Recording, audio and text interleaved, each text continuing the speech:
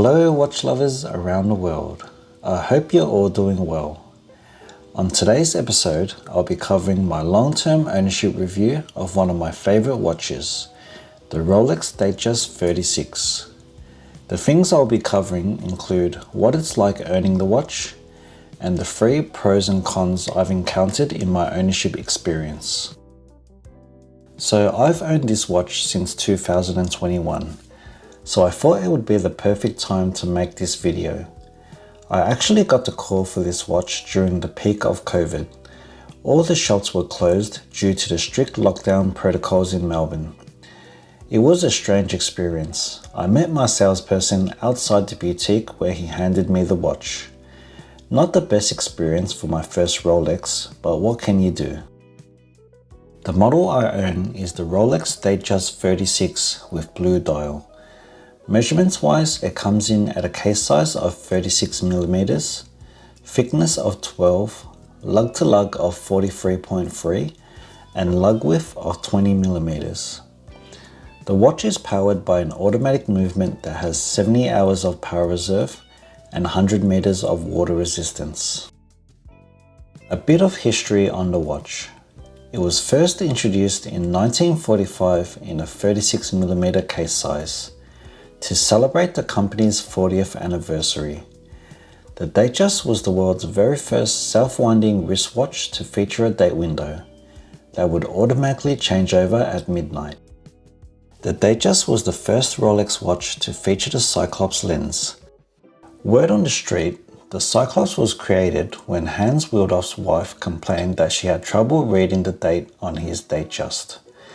One morning, he was washing his hands in the bathroom and a drop of water landed directly on the crystal above the date, causing it to be magnified. He then had a watchmaker glue a small magnifying glass over the date wheel, and the Rolex Cyclops date window magnifier was born. Can anyone confirm or debunk this story? Sounds a little too good to be true. When I was first in the market for a Datejust, I had trouble deciding which size and variation to go for. 36-41, fluted or smooth bezel, Jubilee or oyster bracelet. Ultimately, I decided to go with the 36 with fluted bezel on Jubilee bracelet. The reason being is I treated the Datejust as a dress watch, and for me, dress watches should wear on the smaller side. The fluted bezel and Jubilee bracelet added to the dressiness of the piece. I felt the 41mm version looked odd. It's hard to explain, but it just looks out of proportions, and it didn't feel like a Datejust to me anymore. Also, in my opinion, I felt it wore too big for my wrist. Back then, I was still in the infancy of my watch collecting journey, and I was still learning about my taste and preferences. Looking back, I'm extremely happy and relieved that I went with the 36mm. What do you guys think? Do you think I made the right decision? Overall, to sum up my 4 years ownership experience, it's been extremely positive. It is one of my favorite pieces that I own. I'll now go through 3 pros and cons that I've experienced since owning this amazing watch.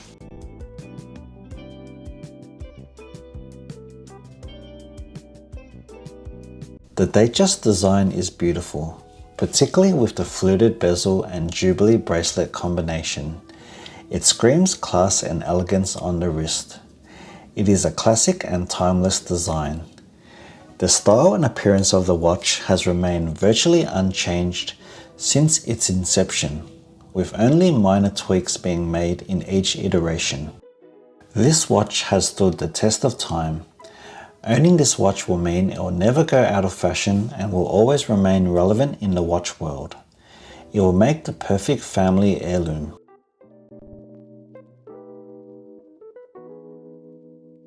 Not only is the Datejust beautiful in appearance, its design is also quite practical. It comes with the 5mm Easy Link comfort extension.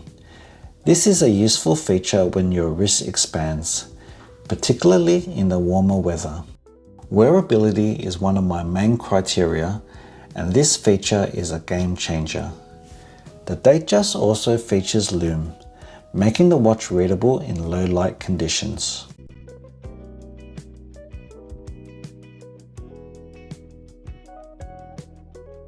Don't be fooled by the Datejust's elegant appearance. It's also pretty robust and reliable.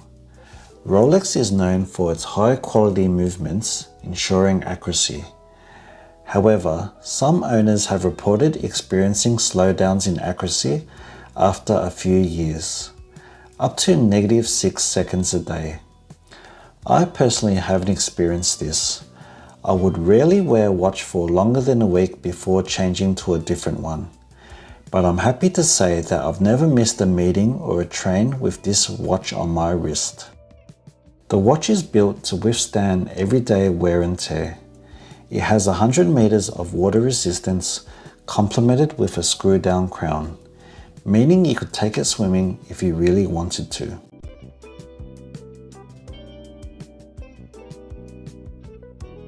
Being a watch lover, the topic of value retention is usually frowned upon.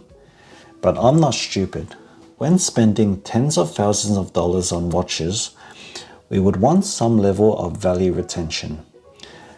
In the unfortunate scenario we had to part for the watch for whatever reason, it would give us peace of mind knowing that we can recoup most of our funds back.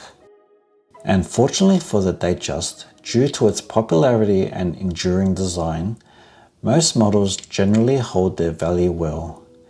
In saying that, the 41mm variation generally holds value better than its smaller 36mm sibling.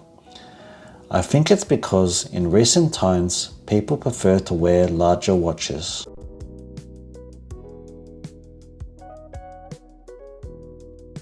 The price to pay for having a beautiful watch with a fully polished case.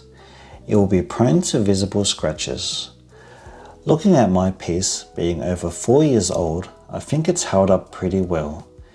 The worst visible scratches are on the clasp and the side case profile, the result of too many hours sitting at the computer desk. Thankfully, due to the design of the Jubilee bracelet, it hides the scratches very well.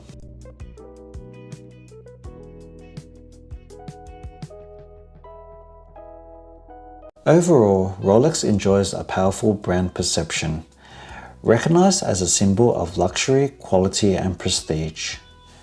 However, in recent times, due to social media and the flex culture, which Rolex has been strongly associated with, many social media posts focus primarily on the monetary value of Rolex watches. The most common question I get asked about my watch is, did you get it at retail, or how much profit can you make if you sell it? So these Rolexes can potentially attract the wrong crowd. I have a work colleague who owns a few Rolex pieces. He told me that he tries to avoid wearing Rolex watches in the office because he doesn't want to have any negative perception from his colleagues and boss. However, for me, I don't care what other people think. I wear watches that make me happy, to impress myself and not others. I think the sooner you learn not to care what other people think, the more happy you will be in life.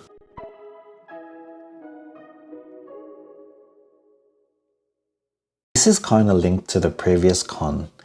When combined with the artificial scarcity of certain models, that creates long waiting lists, being manipulated by the authorized dealers to spend thousands on other watches before getting the chance to acquire a Rolex watch. It can at times alienate the watch community. I waited 12 months to get allocated this piece from the AD.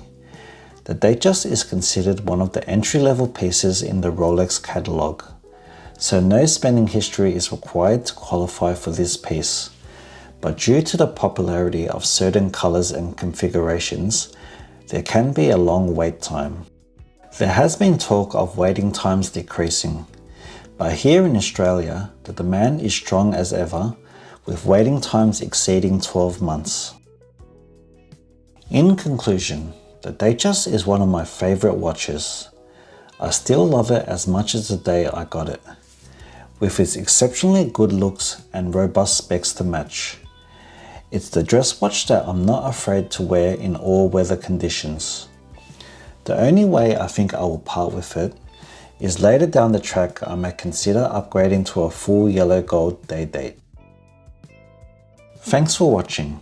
I hope you liked my long-term review of my Datejust 36.